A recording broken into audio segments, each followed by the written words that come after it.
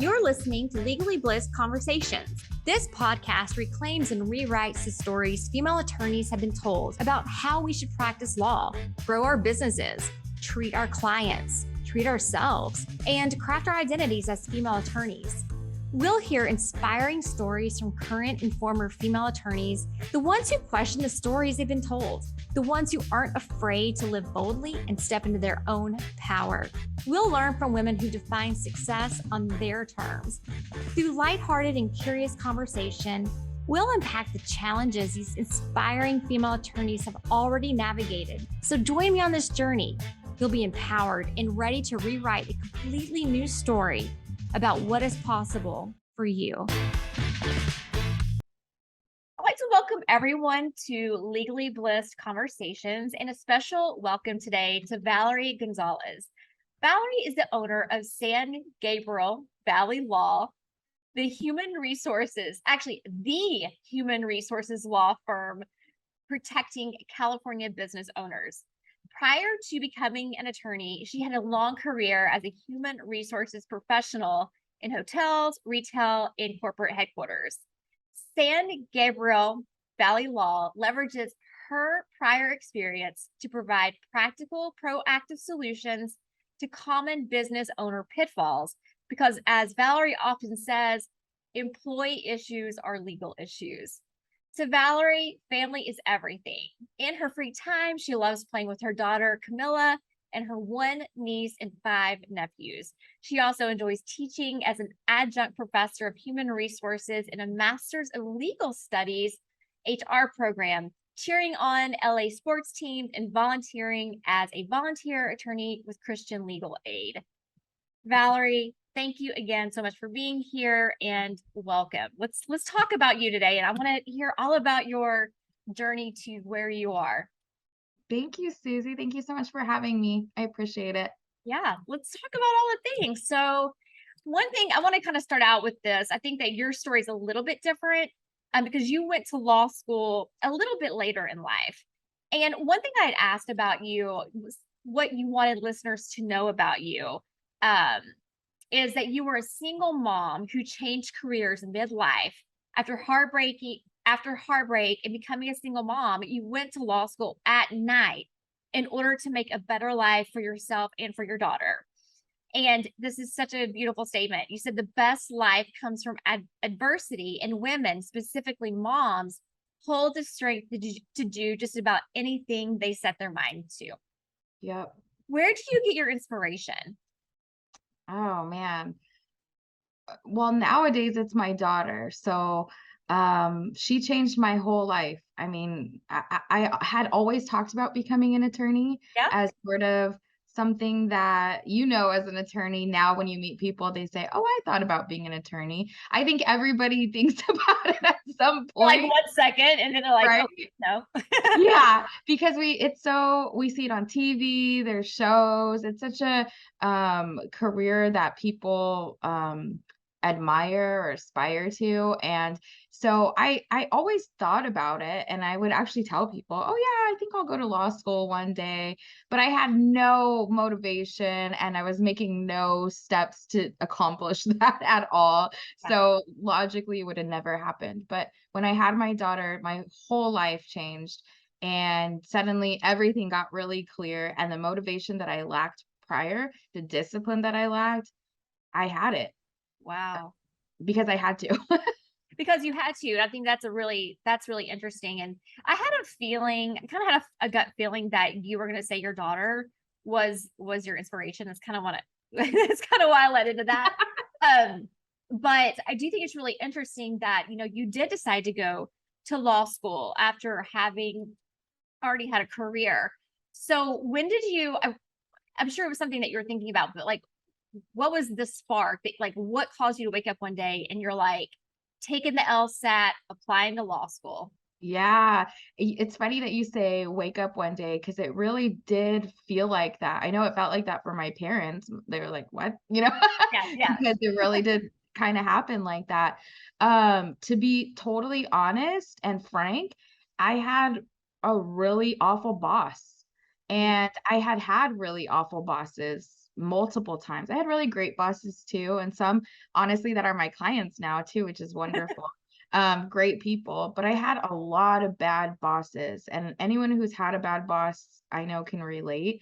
Mhm. And so I had reached my limit, and I basically saw that nothing was going to change. My life, I saw my life flash before my eyes, the trajectory it was going, and that my success was always going to be contingent on someone else's Mm, um, mood, yeah, yeah, favor, ideas, their own self-confidence and their own issues.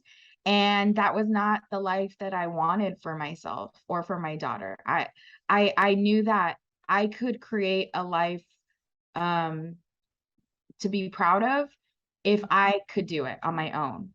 mm, But if I was always waiting for other people, then I didn't see that I could be successful. So I had reached my limit at yeah. work. You were done. And I think that's something really interesting that you said that your success was contingent on others. And obviously, when you go to law school, it's a totally different situation. So Yeah. let's talk about law school. What was it? What was that experience like for you? Yeah, that's really cool that you say that because you're right. You know, law school is not a group project. It's an individual sport, and right? And I loved that. I love that. And honestly, I didn't really think I don't think I even really knew that until I got into law school. I don't think I fully grasped that. And so for the first time, you know, everything that I was doing was really on me. There was no one else to pass it off to. There was no one else to blame. You know, what I did, how much I studied, how well I studied, and how well I achieved was all on me. And to me, that was very, you know, very hard at multiple points, but also very empowering. Yeah, yeah. So when you graduated from law school, did you go work for a law firm or did you come right out and start it like hang your shingle? How'd that Yeah. So wow. I took my very last law school class in December of 2019. Hey, And then I went and took the California February bar 2020. And the very next week we went into lockdown as a state. yeah, yeah, Yeah. And so during that time, you know, it was a wonderful time to rest and recuperate. sure, Um, sure. and I got my results 3 months later and found out I passed, thank God. Congratulations. Thank you. But nobody was hiring. Well, And yeah, yeah, right, because our world was in a global pandemic, so it was a very weird time. And yeah. so I actually, I had lunch with someone who I had sort of met through volunteer work, an attorney who owned a firm nearby, and she offered me a paralegal job, and I was licensed. And I kind of had another one of those moments of, you know, my life flashing before my eyes, and it caused me to get really crystal clear on what I wanted for my life. And I remember my dad saying, you know, you're going to do all the work. She's going to train you to do all the work, and that's okay. She's going to be out kissing the babies, getting the business, and you're going to do the work. So if this is the area of law you want to go into, then great, because you're going to learn. But if you're on the fence at all, then maybe this isn't for you. And that was all I needed to say, "You're right, this isn't for me." I can kiss the babies. You can do it. You can kiss the I baby, can do shake the that. hands, all of the good Yes. stuff. And Oh, so I started right then. yeah, yeah. Okay, so how did you do it? Like step by I know. step. um, So, what was that like for you starting your own practice? Did you know that you wanted to like do this human resources law? I mean, because that's a really interesting niche, and I think it's really beautiful the way that you took your experience, right? And you're like, there's an area of law that is like very niche down that can be very applicable to what I already know a lot about just from kind of Yeah. this previous experience that you had. Did you know that you were going to go like start the human resources law firm or did you kind of bump around a little bit before that? Yeah, yeah, I definitely bumped around, I would say for about 6 months, because that job that lady offered me was actually in family law. I thought I wanted to do family law, and I actually had, a post-bar clerkship with a family law firm where I was, learning and such, but I quickly discovered, like everyone told me I would, all your professors, they warn you about things that I would not like family law, and I didn't like it. And I always had in the back of my mind all this experience that I had had in HR that I didn't want to lose. So I thought about pairing the two, but it's very hard to do both. And someone told me, I was trying to do both for a long time, and someone told me, um, there's riches and niches. And that was all I needed to hear to drop family law completely and go hard on the HR side. And once I really boiled it down and went hard on that, things really started to happen for me. One thing I noticed about your website is that, and we'll have a link to it here in the show notes. But one thing I noticed is that like you really know how to speak the language already of your client, which is Mm, I think really huge you know in being able to kind of garner that trust with them, right? Like they're already going to know you, and once they get to know you, they're going to like you. You hear this, and then it's like, can they trust me? But then they see mhm. that you can speak their language, you know what they're going for. I mean, you've you've kind of nailed it in that respect. Thank you. That's so kind of you to say. I am them. I am a small business owner. So I feel very fortunate that I get to work with people who are just like me and I'm just like them. We're just real people with real hopes, real dreams, real families, trying to create a life and a legacy for most often, our children, our families, other people. And we're brave enough to do it in what people consider less traditional, possibly harder, debatable ways, you know? Yeah. And so I feel they inspire me, they encourage me because we're fighting sort of the same fight. Yeah. Yeah. So what has been your kind of your biggest fight, or I guess like your biggest challenge so far as not only a lawyer, but you're also a business owner? Yeah. Yeah, that's a really good question. My biggest challenge, there's always new challenges, always different challenges. Let me think. It's like, where do we start? Where do I start? Exactly. Um, I think probably duplicating myself. You can't duplicate yourself. So you naturally have to hire, and that's okay. But in the beginning stages, you don't have the budget to hire. So you literally have to duplicate yourself and you have to be out kissing the babies and then doing the legal work. And that's hard physically, mentally, emotionally. And so I've had to learn how to take care of myself and listen to my body and take rests, and not push that hard every single day of my life because that's not really sustainable. Um, so yeah, basically learning how to balance it all, but also take care of myself. Let's take a quick pause for a message from my sponsor, Prominent Practice. Are you thinking about a career transition from big law or partnership to a solo practice, selling your practice, or maybe you're launching a project unrelated to law? Whatever the reason for your transition, you'll need support along the way. Enter Prominent Practice, an executive consulting and marketing firm specializing in branding, positioning, and reputation management for transitioning attorneys. Founded by a female entrepreneur who spent a decade building smart digital platforms for thought leaders before pivoting to focus on high-end service providers who were preparing for successions, mergers, and acquisition events in their businesses. If you're thinking about making a big business move, don't risk losing the ability to leverage the reputation you've spent your career building. Let Prominent Practice be your guide. Visit prominentpractice.com/blissed for an exclusive introduction.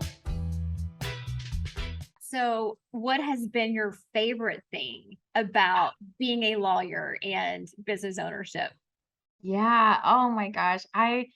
I love being a business owner. I think it's the best decision I ever made. And I feel like I am living in my purpose. And I know that's kind of a cliche phrase, but I feel like I'm utilizing all my gifts every single day. And that's like what people say firing on all cylinders. That's how I feel. So Um, I think, I think just being able to come up with a really strong, um, point of view and curating my business to meet the needs of other people. So I get to have that flexibility to, if I meet a new client and they're telling me they have a problem in this area, and that's something that I have experience in, I can literally create a new service to help them. And Mhm. so I have the flexibility to modify my business to meet the evolving needs of other people. And that's a really, That's cool. really wonderful thing to be able to do. That's really amazing. So I'm curious, like to me, you have such an entrepreneurial spirit. Have you always had an entrepreneurial spirit, or do you think that it kind of just Gosh. evolved almost maybe when you were in law school, maybe whenever you were Yeah. inspired, or maybe as you were kind of in some ways forced to, not forced, but you had to start your own practice, right? Like I guess I'm kind of wondering, like, did it already exist in you, or do you think it like more like it came to fruition after you started your practice? Yeah, that's a really good point. I think, or a good question. I think I have to look at my family. I think it's probably in me from my family. My grandparents came from Chile and settled in Los Angeles and opened up a corner store. And so they ran a store when my dad was growing up. And by the time I was born, it was gone and stuff. But y- that's kind of all I know about the entrepreneurial side of my family. But that doesn't just come from nowhere. I'm sure there's other people in my family who were also the same way.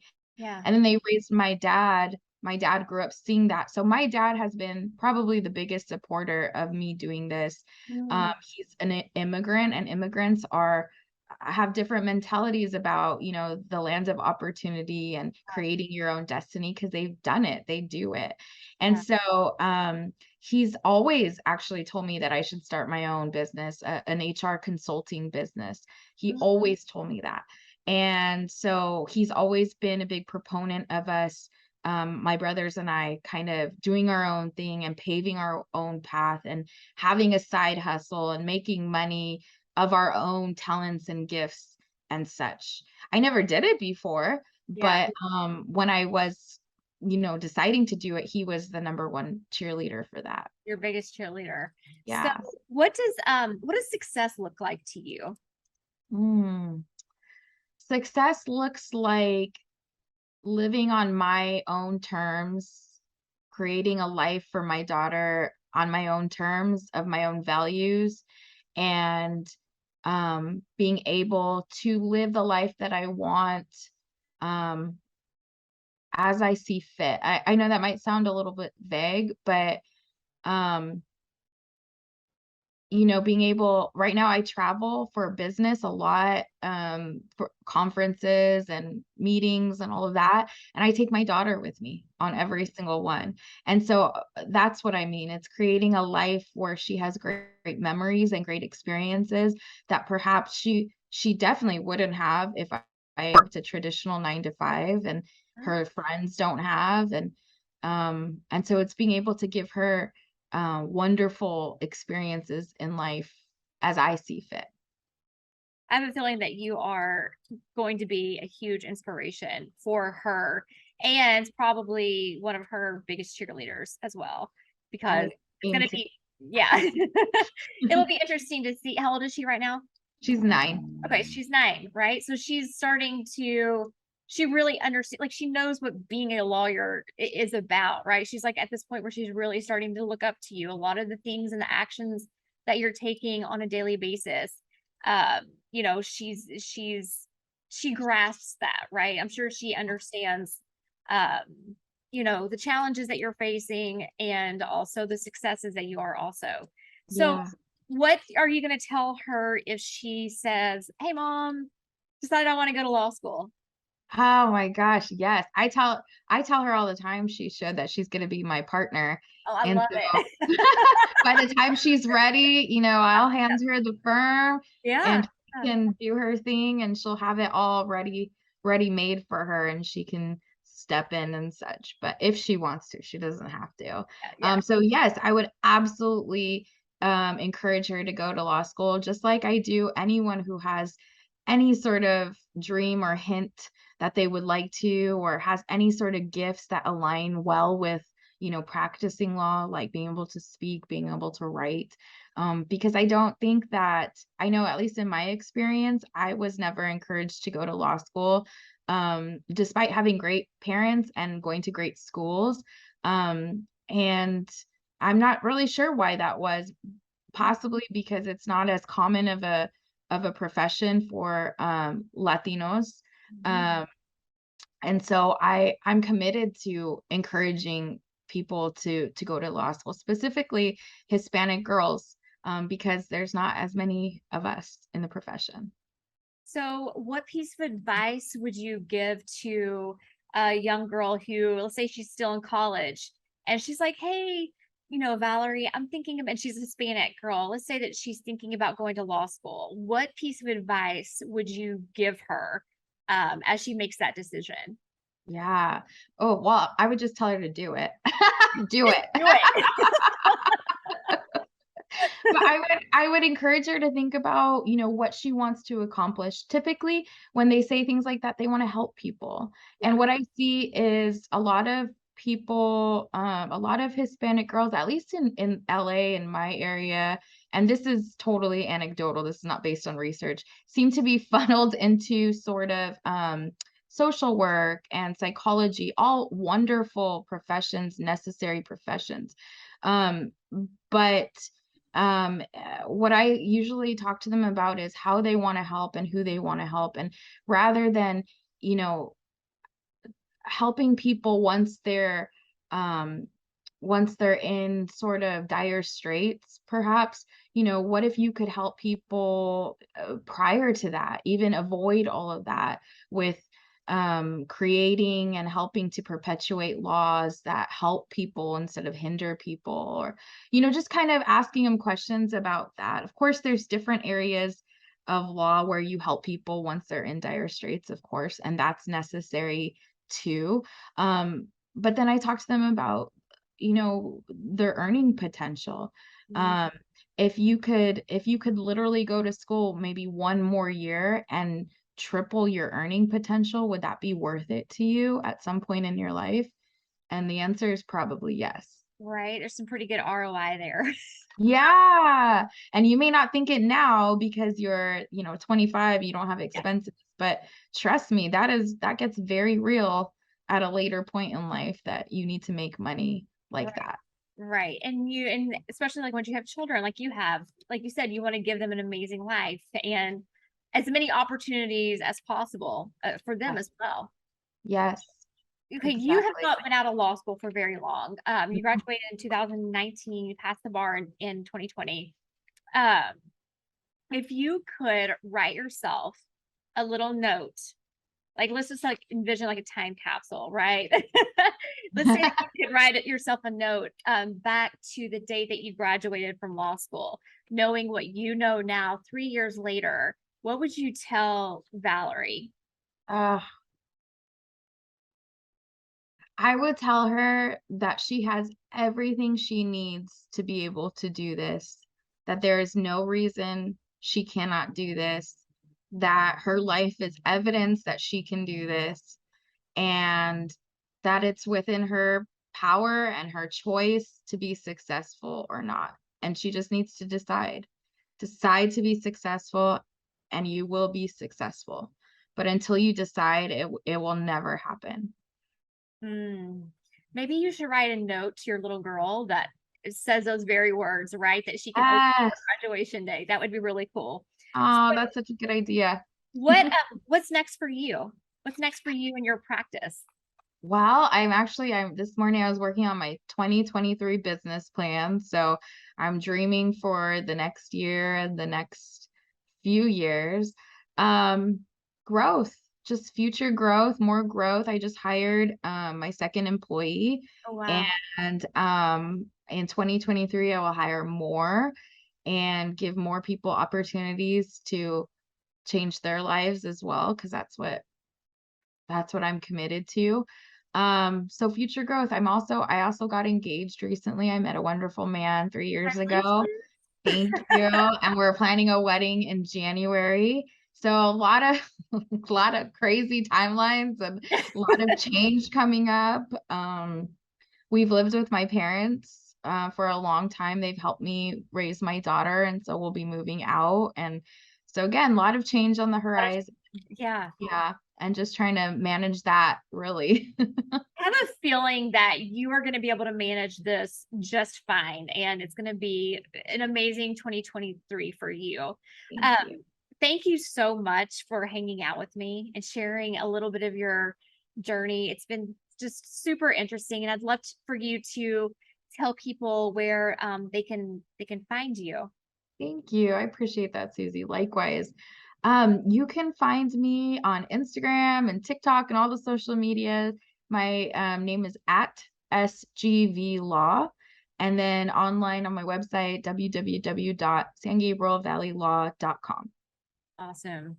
Thank you again, my friend, for hanging out with me, Thank and you. we'll meet again. Thank Yes, you. please. Thank you, Susie. Thank you so much for hanging out with us today on Legally Blissed Conversations. If you love this episode and you want to hang out with other inspiring and light gold female attorneys, be sure to join the Legally Blissed community at legallyblissed.com. And be sure to follow me on Instagram at Susie Nixon. See you next time.